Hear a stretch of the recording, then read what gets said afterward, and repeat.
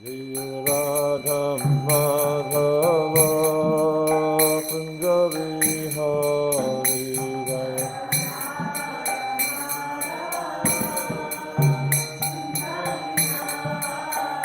Jaya Radha Madhava Kunja Vihari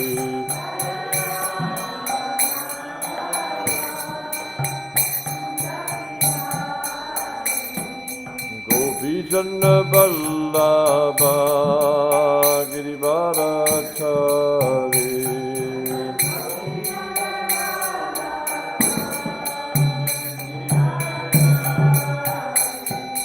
Govardhana Vallabha Girivardhari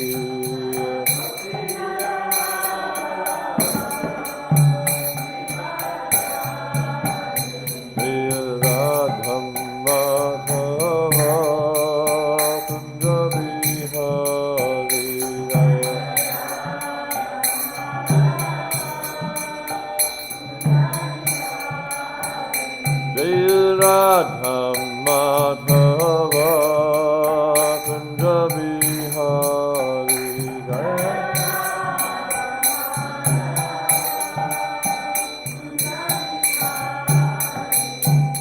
Govardhana Vallabha Girivardhari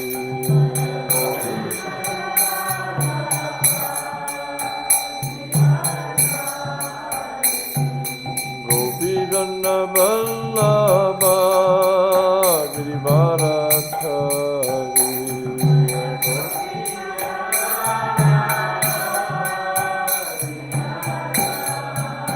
Yashoda Nandana Vrajajana Ranjana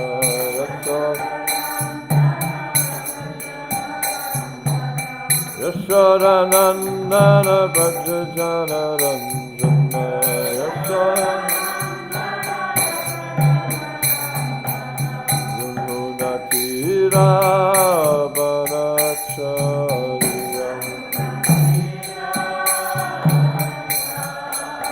Yamuna Tira Banacharya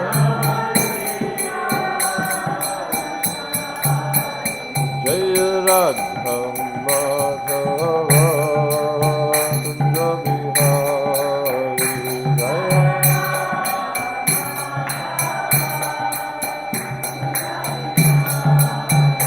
Jaya Radha Madhava Kunja Vihari Jaya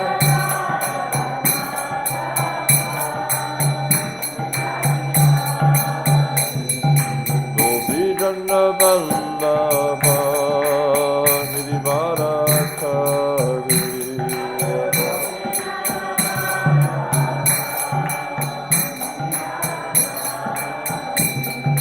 Govardhana Vallabha Girivardhari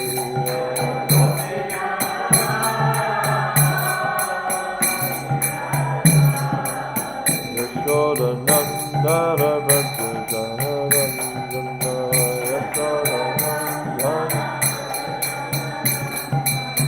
Yashoda Nandana Vrajajana Ranjana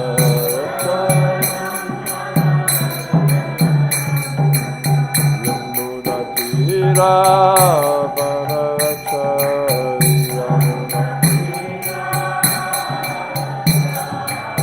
Yamuna Tira Banacharya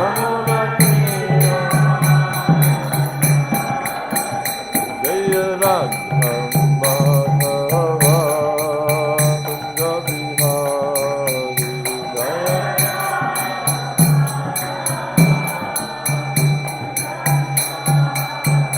Jaya Radha Madhava Kunja Vihari Jaya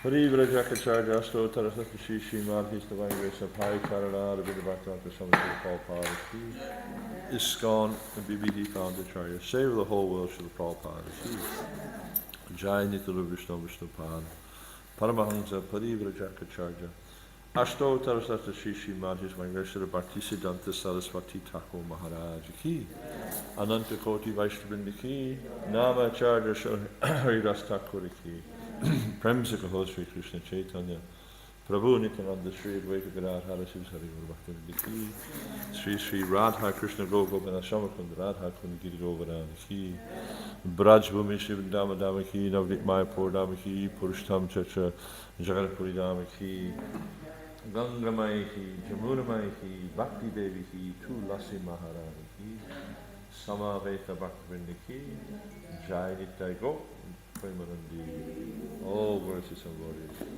all glories to some glories, all glories to some glories, all glories, all glories to Sri Guru and Sri Guranga, all glories to Prabhupada Ki Jai, Krishna Krishna.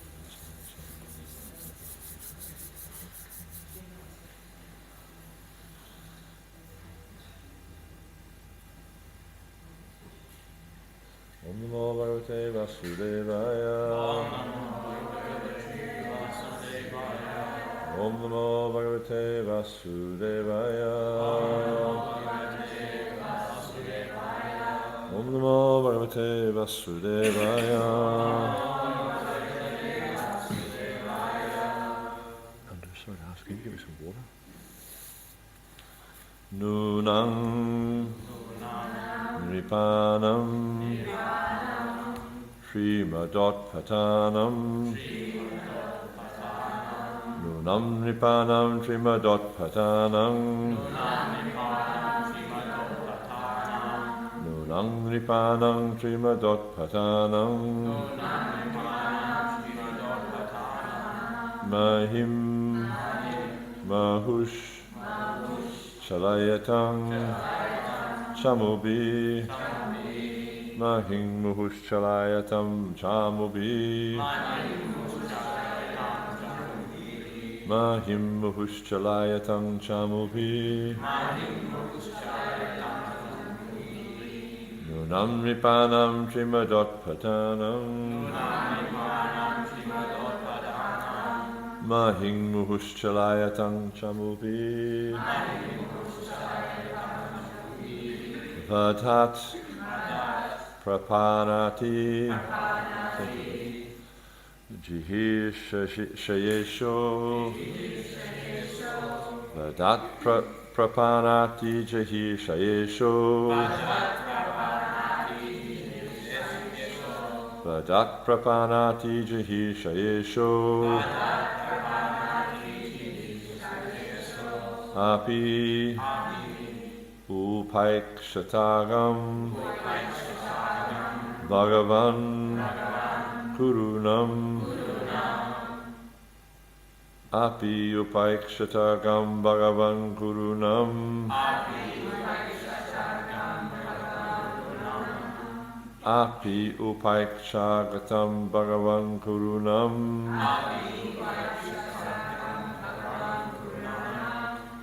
Vadat Prapanati Jihi Shayesho Api Upaikshakatam Bhagavan Kurunam. It's a little bit, the last line's a little bit difficult because actually the way the verse is, there's 2 lines, but we do it in 4 lines. And in order to make the meter fit, you'll see how the A's been dropped off at the start, because that adds, it removes a syllable. And usually when you find that when there's a syllable drop from the start, you run the 2 words together. But because we've broken into 4 lines, then one's up with an extra syllable. Nunam nipanam trimadot patanam mahim muhushchalayatang chamupi vadat prapanati jihi shayesho api upaikshagam bhagavan kurunam Nunam Nipanam Jimadotpatanam Mahim Muhushchalayatang Chamubi Vadat Prapanati Jahir Shayesho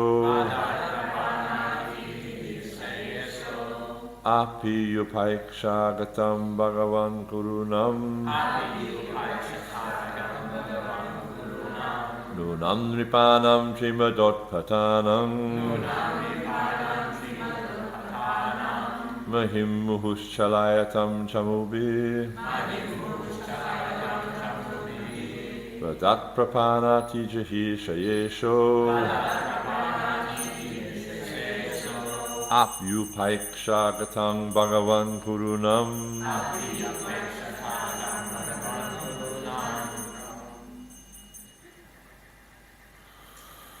Nunam, of course, Nipanam, of the kings. Three. Mada Utpatanam, going astray out of false pride. Mahim, earth. Muhu, constantly. Chalayatam, agitating. Chamubi, by the movements of soldiers. Bhatat, from the act of killing. Prapana, surrendered. Artijihishaya, willing to relieve the distress of the sufferers. Isha, the Lord.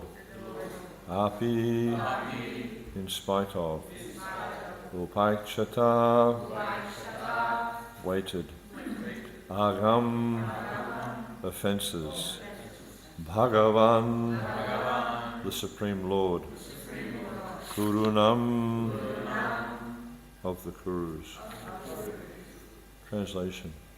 Despite his being the Lord and being always willing to relieve the distress of the sufferers, he, Krishna, refrained from killing the Kurus, although they committed all sorts of sins, and although he saw other kings constantly agitating the earth by their strong military movements carried out under the dictation of three kinds of false pride. Is there anything like that happening right now? No. In the world? No? Seems like there's a fair bit of it going on right now, yeah? All this saber rattling going on around the country, the planet. Yeah, responsibly, please. Despite his being the Lord, and being always willing to relieve the distress of the sufferers, he, Krishna, refrained from killing the Kurus, although they committed all sorts of sins, and although he saw other kings constantly agitating the earth by their strong military movements carried out under the dictation of three kinds of false pride.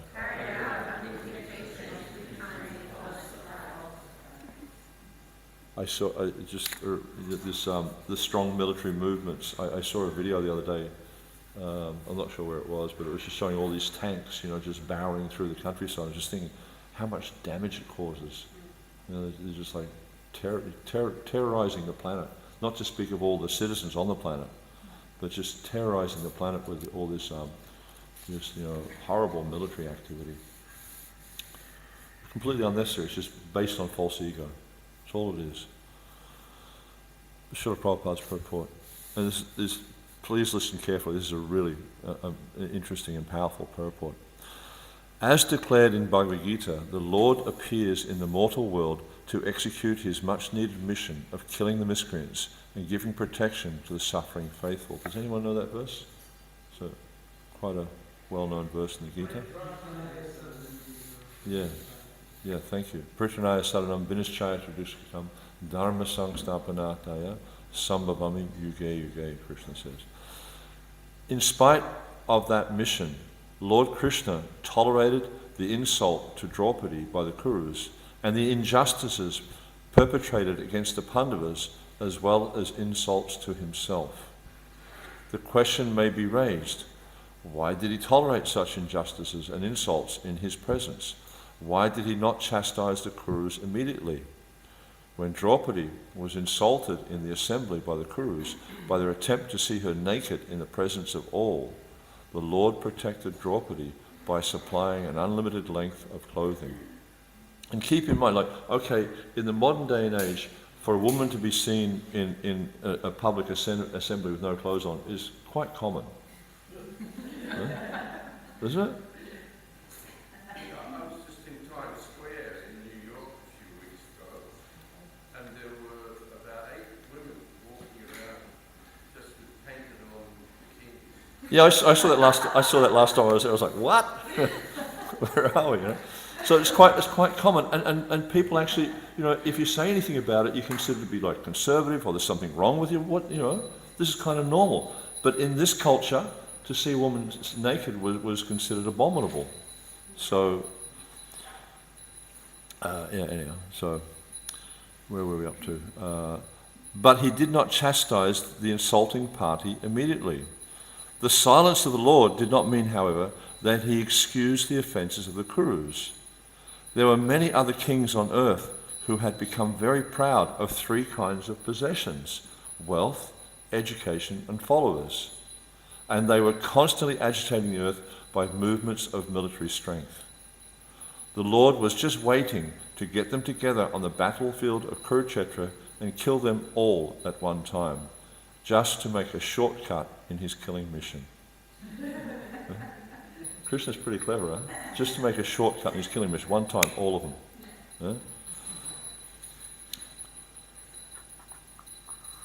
them. Godless kings or heads of state, when puffed up by advancement of material wealth, education, and increase of population, always make a show of military strength and give trouble to the innocent. And this is exactly what's happening on this planet right now.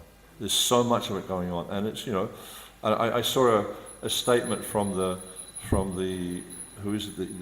Secretary General of the United Nations, and he said all it's going to take is one misstep or one miscalculation, nuclear catastrophe. That's where it is right now. It's just hanging on a precipice. It just takes one guy to misread some, because that's what they're doing. You see that they're constantly prodding and pushing and just seeing how far they can. Just like, someone from the US went to Taiwan. China's saying, don't do it, otherwise there'll be military repercussions. They went ahead and did it. They're just pushing and pushing and pushing and see how far they can push the boundaries before something happens. It just takes one step too far, a nuclear catastrophe. And that's the nature of this world. We're just hovering on the precipice of disaster. And this is pointed out by Lochan Das Thakur. This song we often sing, this Kamala Dala Jala Jivana Talamala. He says, my life, it's just hovering like a drop of water on a lotus leaf. And if you've ever been down to the top dam down here in the rain, you can see like the lotus leaves, they fill up with water. And when there's too much water, they just sort of go over like that, and all the water goes out. And that's what it's like in this material world. At any moment, you have no warning. At any moment, catastrophe. When Lord Krishna was personally present, there were many such kings all over the world, and thus he arranged for the battle of Kurukshetra. In his manifestation of Vishvarupa, the Lord expressed his mission of killing as follows. I have willingly, this is from the Bhagavad Gita, 11th chapter, I have willingly descended on the earth in my capacity of inexorable time, in order to decrease the unwanted population. I shall finish all those who have assembled here, except you, the Pandavas. This killing does not wait for you to take part in it. It is already arranged. All will be killed by me. And you may remember, in the description of the Virat Rupa, how Arjuna was describing how he was seeing all the kings rushing into Krishna's mouth and getting smashed by Krishna. If you want to become famous as a hero of the battlefield and thus enjoy the booty of war, then, O Savyasachi, just become the immediate cause of this killing and thus take the credit. I have already killed all the great warriors, Bhishma, Drona, Jayadratha, Karna, and many other great generals. Do not worry. Fight the battle and become famous as a great hero. Bhagavad Gita 11:32-34. The Lord always wants to see his devotee as the hero of some episode which he himself performs. Isn't that wonderful? He doesn't take any credit for himself. He just wants to see his devotee always as the hero. He wanted to see his devotee and friend Arjuna as the hero of the battle of Kurukshetra, and thus he waited for all the miscreants of the world to assemble. That and nothing else is the explanation of his waiting. So Prabhupada very emphatic, that and nothing else is the explanation of his waiting. Because we see that Krishna could have easily have killed these Kurus as it was going on. And there's so many opportunities he had, when he was, even when the Pandavas were, just in the last stages of exile, when they actually came out of exile and they were in Virat's kingdom, and they had the war council. They called all their friends to come there, those who were willing to support them, and Yudhisthira, because Yudhisthira didn't want the war, he just didn't want to fight. So he asked Krishna, he didn't send him, he actually asked Krishna if he would go and be the emissary to the kingdom, or to the court of the Kauravas. So he went from Virat's kingdom, and his idea was to, avert the war. And he said, and he actually made different options, offers to the the Kauravas. And he said, even if you just give them, they need a kingdom because they're Kshatriyas. And actually they weren't just ordinary Kshatriyas, they were like the leading Kshatriyas on the planet. And this is pointed out in the Gita. We see that, that verse where Arjuna is saying, I've addressed you as Yadava, I've addressed you this. And the Acharyas point out the reason he was saying Yadava is because the Yadavas are a lesser Kshatriya race than the Kauravas. The Kauravas were the leading Kshatriya race. And because they're the leading Kshatriya race, they need a kingdom. And that's just the nature of a Kshatriya, is they need to have a kingdom, they need to have subjects to tax, things like this. This is how they function, this is how they live, is by ruling. And so he made this offer to the Kauravas, please give them a kingdom. But if you can't give them a kingdom, at least give them 5 villages so they can have something to rule over. And then, as we know, Duryodhana very cruelly said, I won't even give them as much land as they could drive a point of opinion to. I mean, how miserly is that? You could hold that much land in the palm of your hand, but he wouldn't even give them a handful of dirt. He's so miserly. And Prabhupada in one place, he gave a definition of a miser. He said, a miser means that if my passing heir would benefit you, I'll hold it in. And this is what they were like. He was so miserly, he wouldn't even give a palmful of dirt. And so then Krishna, at that point, because they had this idea that, if we capture Krishna, the Pandavas they'll just lose all their enthusiasm to fight, and they'll be finished. So they had this plan where they were going to trap Krishna, and actually Duryodhana, because in those days it's not like you get on a plane, you kind of fly there and you're there in a few hours. It takes some time, but they had a system of messengers and stuff, so they knew ahead of time that Krishna was coming, and so they prepared a trap. Duryodhana, his brothers Shakuni, Karna, they prepared this trap for Krishna, where there was a trap door would open up and Krishna would fall into the basement and he'd be trapped, and he couldn't, and then that was the end of the Pandavas, end of story. They'd have the kingdom. And so they tried that, and then it didn't work. Krishna manifested a universal form, and Krishna and Prabhupada describes, the Acharyas describe how this was just a partial universal form, but we can see in this universal form that was manifested, Bhishma and Drona could see that. And even, actually, interestingly enough, Dhritarashtra could see this universal form. Because it was a transcendental form, he was able to see it. And still, Duryodhana was thinking he was going to capture Krishna, and he was thinking that Krishna was just performing some magic. And even at that point, we see that, Krishna, by his potency, manifested the universal form. He could have killed them all at that point, very easily. Every time, you know, when the Kauravas tried to disrobe Draupadi, he could have easily killed them, but he chose not to. And so Srila Prabhupada is making this point here, that, you know, to kill them all at one time. But what was the purpose of trying to kill them all at one time? Was simply so he could glorify his devotees. And this is the point. Krishna is always trying to glorify his devotees. Even we see here with this whole pastime with Vidura, that there's this wonderful pastime is going on. And you know, the Kauravas, they insult, particularly Duryodhana and Dhritarashtra, they insulted Vidura, and you know, caused him to leave his home, etc. like that. But Vidura, we see in the previous verse saying, but I'm not bewildered by this, I understand what's going on. Krishna is simply making these arrangements to glorify his devotees. And he's always doing this, you know. That verse, Paritranaya Saranam Vinishchaya Duskritam. Srila Prabhupada, in a number of different places, gives really interesting explanation of that verse. And he points out that really, you know, the material nature can annihilate the miscreants. That's not a problem. You know, all it takes is one tsunami and millions of people can be wiped out. Or a volcano exploding or whatever. You know, we see millions of people can be wiped out by these natural disasters. Flooding, you know, there's been massive flooding around the world, there's been, you know, severe bushfires. Millions of people can be wiped out by these things very quickly. So Prabhupada makes the point that actually this is not why Krishna comes. He doesn't really come to annihilate miscreants. He also points out that Vinishchaya Sarunam, to you know, save the devotees. He says the devotees are already saved. Because why? Because they're always thinking of Krishna. Therefore they're not saved. He says, so why does Krishna actually come? And then Prabhupada makes the point to engage in these loving pastimes with his associates, with his devotees.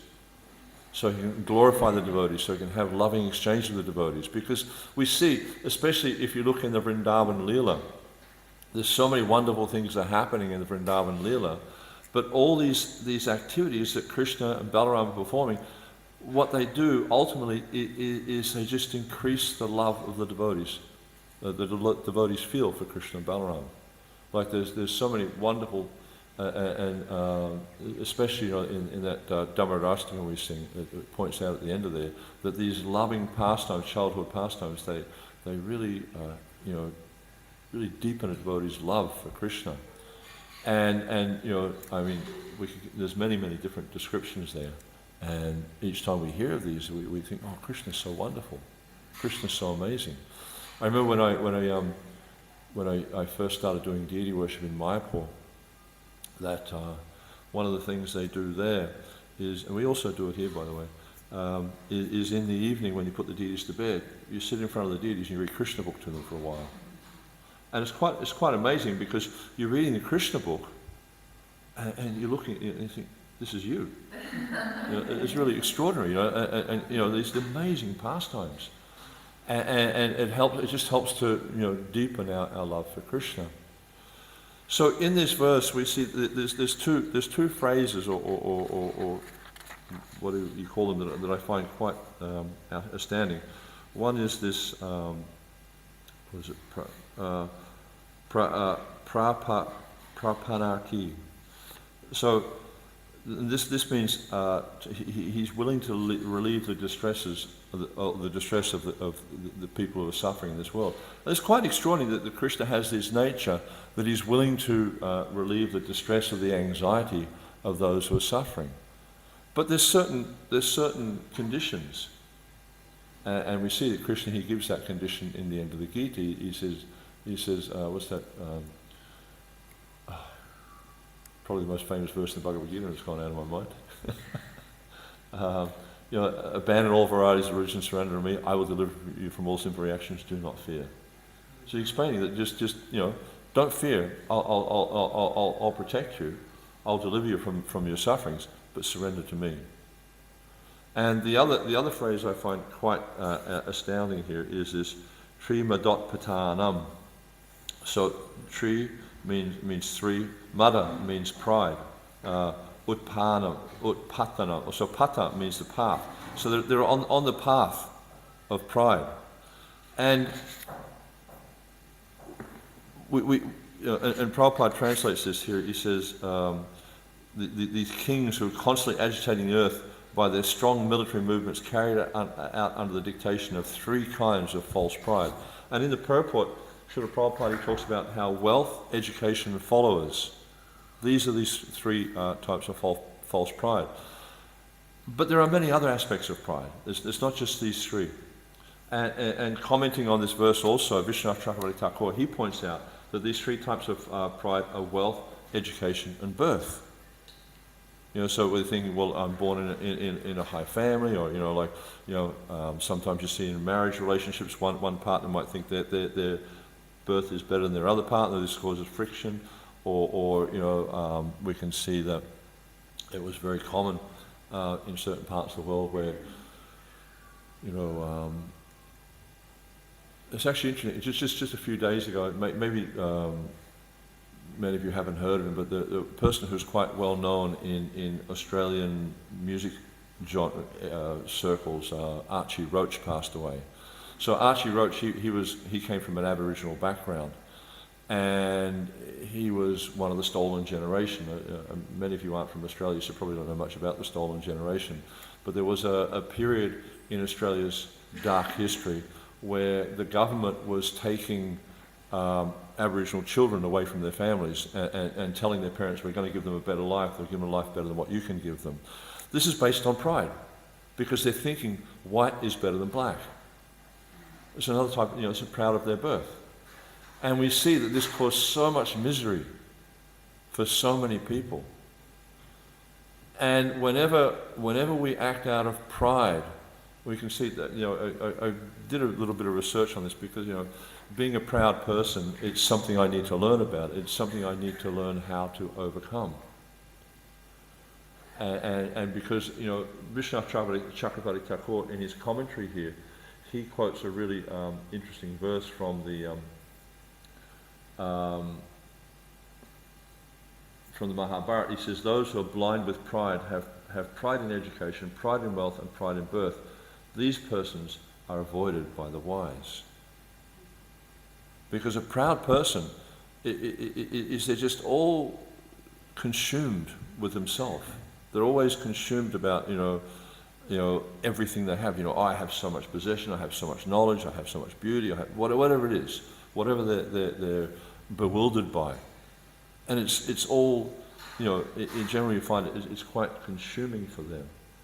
And Bhaktivinoda Thakur, he explains that pride is a symptom of ignorance. Because it means you don't actually understand the nature of the self.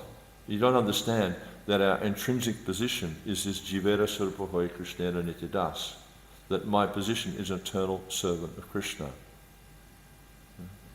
Then there's another verse here from the Padma Purana.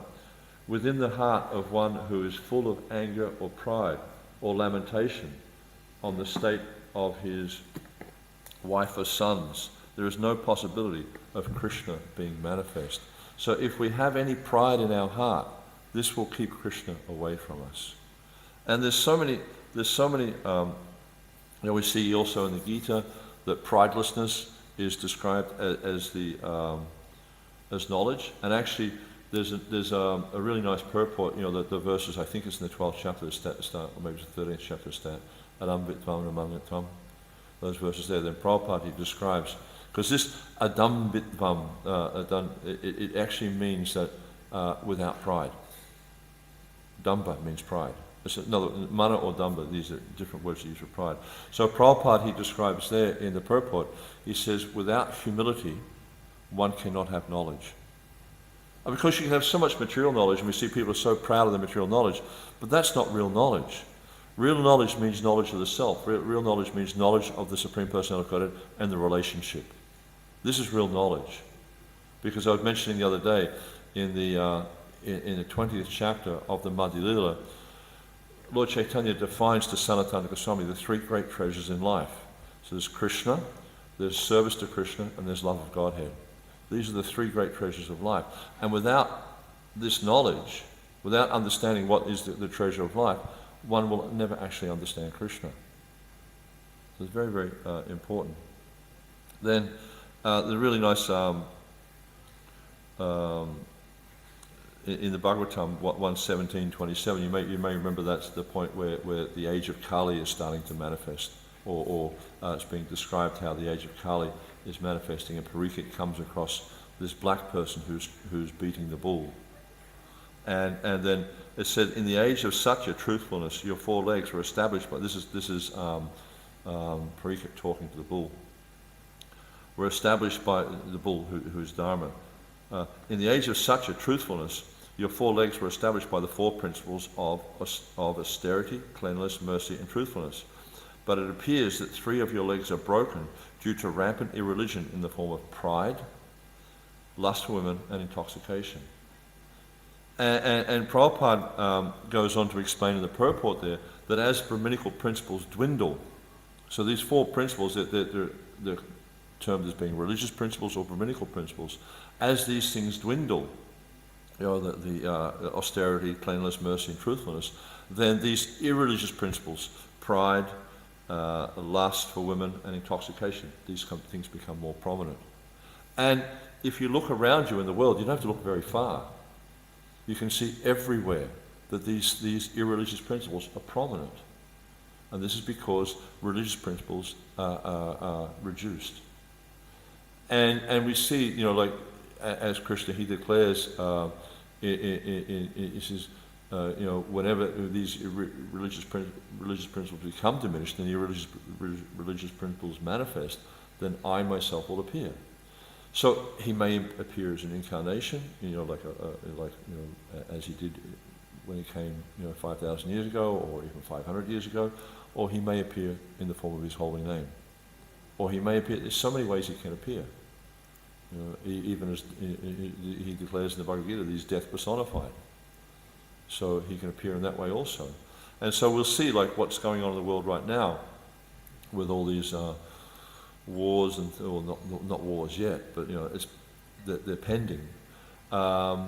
This is a result of pride, of arrogance, of ignorance, of essentially of irreligious principles that are becoming more and more prominent in this world. And at some point, it may not be in our lifetime, it may take longer. At some point, Krishna's going to round up all these atheists and finish them in a shortcut method, as Prabhupada's describing here.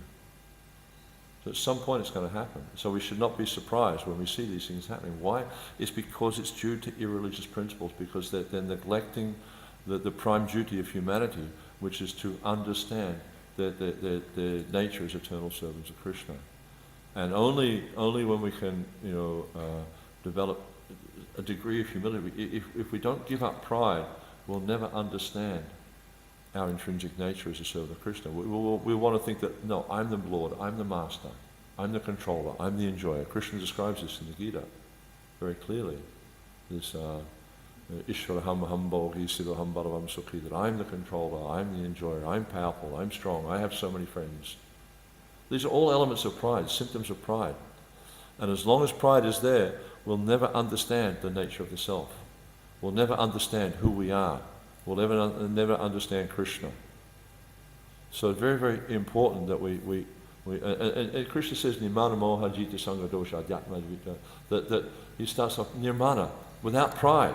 He's talking about the symptoms of a saintly person. No pride. No lamentation, no illusion. We need to cultivate this very actively in our lives in order to understand who we are, in order to understand Krishna. We need to cultivate these things very actively. And even we see that, like Kunti, she also mentions this verse from the 8th chapter of the first canto. She says, Janmashvai Shrutashidbe, Edamanamada, Navahati Apidatum by Tomakinchana Gochara. That she says, my Lord, you're easily approached, very, very easily approached, but only by those who are materially exhausted. Meaning that they're not proud, they're not proud, they're not trying to cultivate, or gain a high birth, not trying to increase their opulence or their knowledge or their beauty. But if you look at this society now, everything is focused on trying to improve themselves in those ways. Everything. You just go into the Sunnyside Mall, in our local town, you can see they've got this, I don't know what they call those places, where they do their fingernails. And it's just like, what a waste of time, sitting there just like painting your fingernails up fancy, and who even notices, But they're just so obsessed with the body, because they're obsessed with trying to improve. They think it's going to make them happy. But then they see someone who's got nicer fingernails than them, and they become so envious. And they have to go and spend more money to get their fingernails even better, or their hairdo, or whatever, It's just the nature, because they're bewildered by the influence of false ego, thinking themselves to be the controller, thinking themselves to be the enjoyer. Therefore, they're pushed to do these things. But as devotees of Krishna, we need to understand that we're not this material body. We're Krishna's eternal servant. And use the same energy in Krishna's service. Then we'll become peaceful. Then we'll become happy. But if we're trying to improve ourselves in this material world, we'll never know peace. And we're going to see, you just watch, these materialistic people, these governments, they will never know peace. Because why? Because they deny Krishna. They reject Krishna. They don't see the religiosity as being the most important thing in life. They just think it's something you can do if you want, but it's not really that important. So this is why these things are happening in this world, is because people ultimately are rejecting Krishna. Even people who are so-called religious are rejecting God because they're not giving their lives to the service of God. Okay, any comments, questions? Yes, Margie. Hare Krishna, thank you very much for your talk. And my question will be about the war at Kurukshetra. It was arranged by Krishna, and it was the last war in the world, which happened according to the laws of karma. To the laws of dharma. And but nowadays the wars are different. How should we take those wars? Should we take sides? Because when we're reading about Kurukshetra war, we are all on the side of the Pandavas, because that's how I feel. But nowadays, the wars should we take the same as it was arranged by Krishna, and should we take sides, or how to, what should be an attitude towards the wars nowadays? Thank you. Thank you. So, all the wars are coming about due to karma.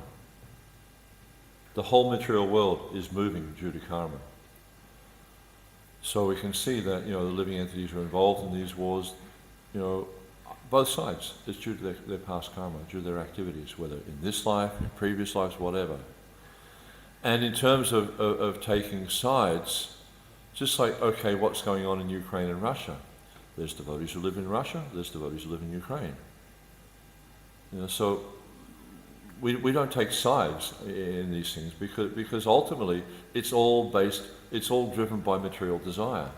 So are you going to say that this material desire is better than that material desire? No. The Vaishnava is compassionate upon all living entities, not just human beings, but all living entities. You look at, for instance, what's going on in this war or special military operation, whatever you call it, in Ukraine right now, is causing distress to so many living entities. It's causing distress to, the human beings in Ukraine. It's causing distress to the animals. It's causing distress to the plants. It's also causing distress to the planet. And it's also causing distress for people in Russia.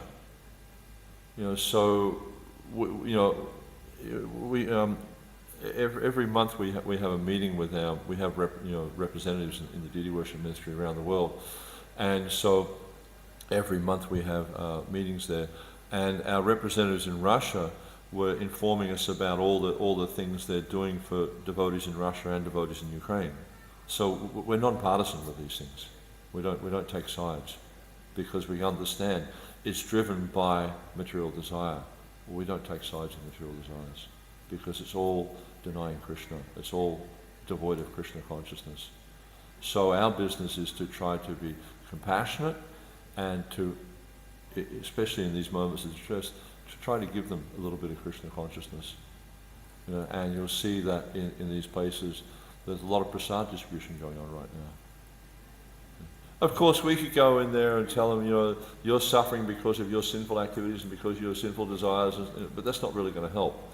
What we need to do is somehow or other help them to see that they're eternal servants of Krishna, and that's the only way they're going to find peace and happiness in this world, by seeing that.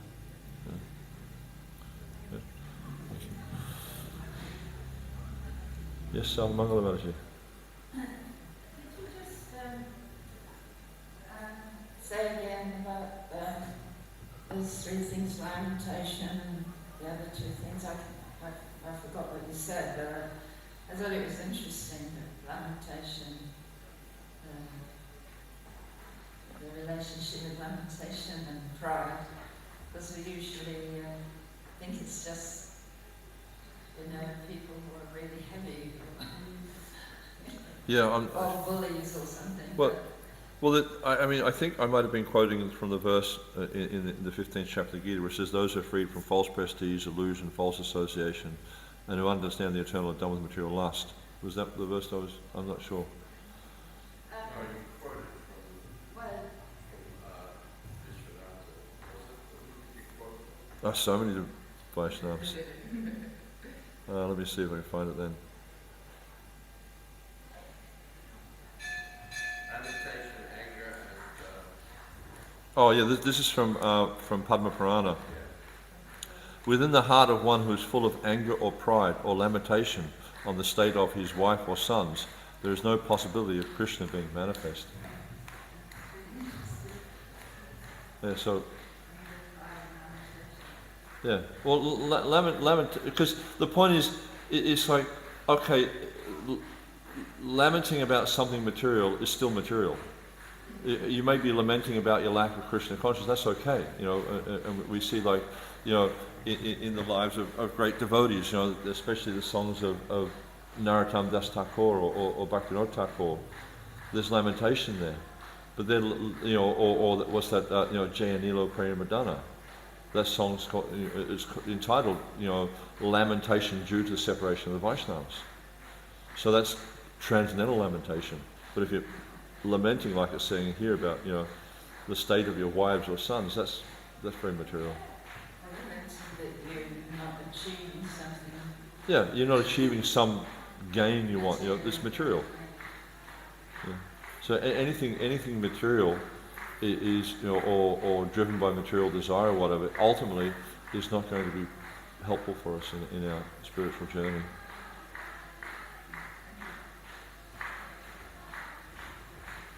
Nothing you have a... I just wanted to add, because it made me think about all the things that are going on. Like, there's a lot of people that are very anti-vax and super facts and all these conspiracy theories to believe that they're done. But I was thinking about that, and I think that applies to that as well. Like, it doesn't really matter what is real and not. What matters is basically that we need to go back to Krishna, and that's the main focus. The whole material world's a conspiracy. It's Maya's conspiracy to keep us here. Yeah. Because people also want to have control, right? Reason like, why is the weather like this, or what is going on with this? Yeah. Like, what does it really matter in the end, really? Yeah. It's all As a devotee. it's all temporary, fleeting. If we just take shelter of Krishna, I think Bhagat Sharkar has a comment or a question or something. Probably.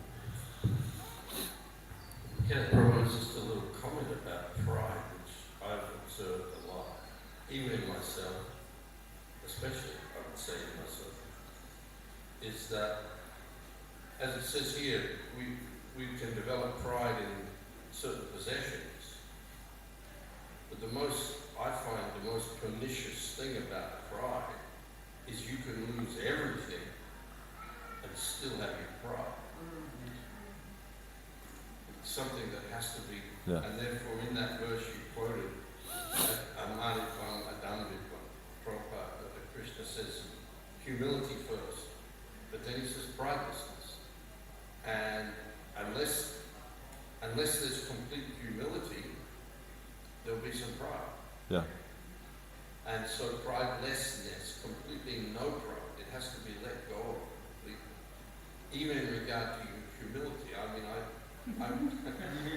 you can be proud of your humility.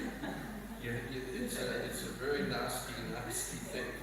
The only thing is that it has to be completely let go. Yes, I'm more humble than you, Prabhu. Yeah.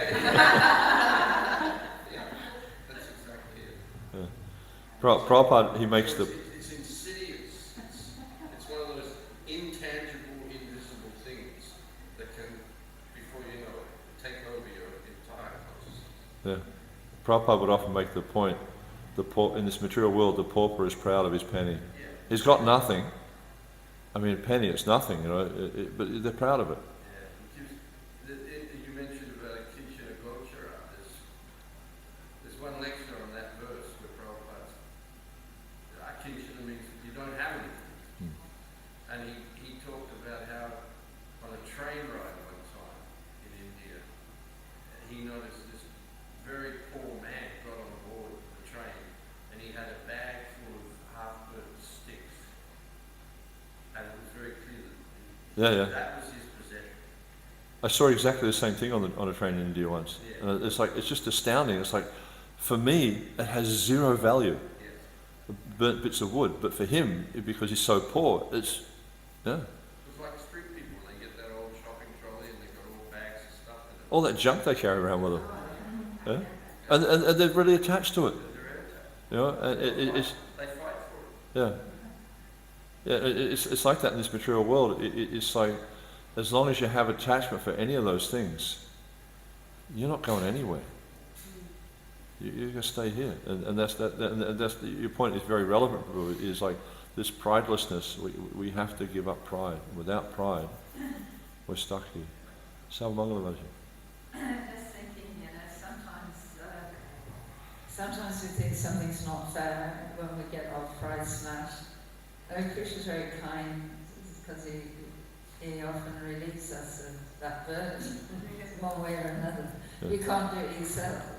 But yeah, that's a really good point you bring up also, because I had an experience yesterday. I was just parked up at what's that place? Point Danger.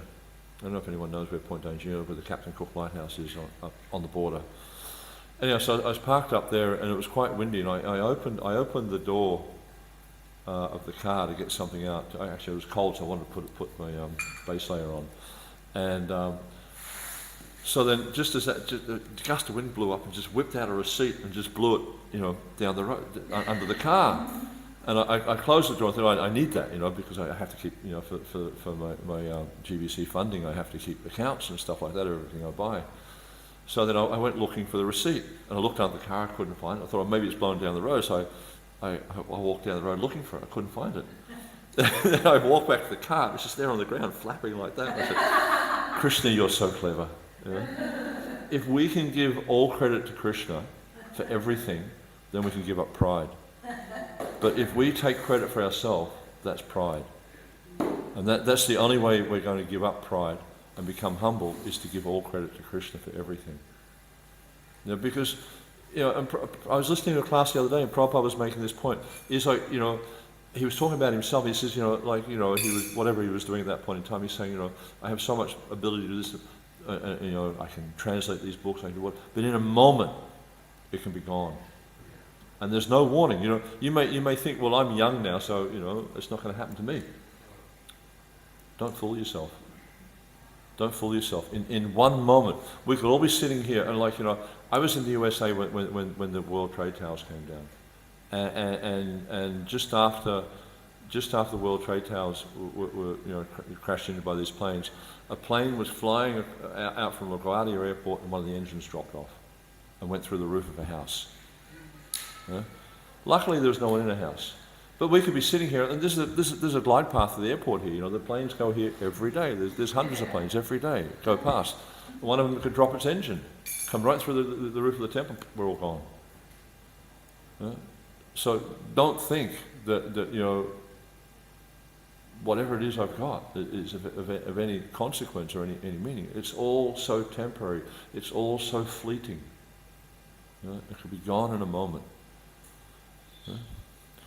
On that cheerful note, Srila Prabhupada ki, Samaveta Bhaktivinoda ki, Jai Nitai Gaur Premanandi.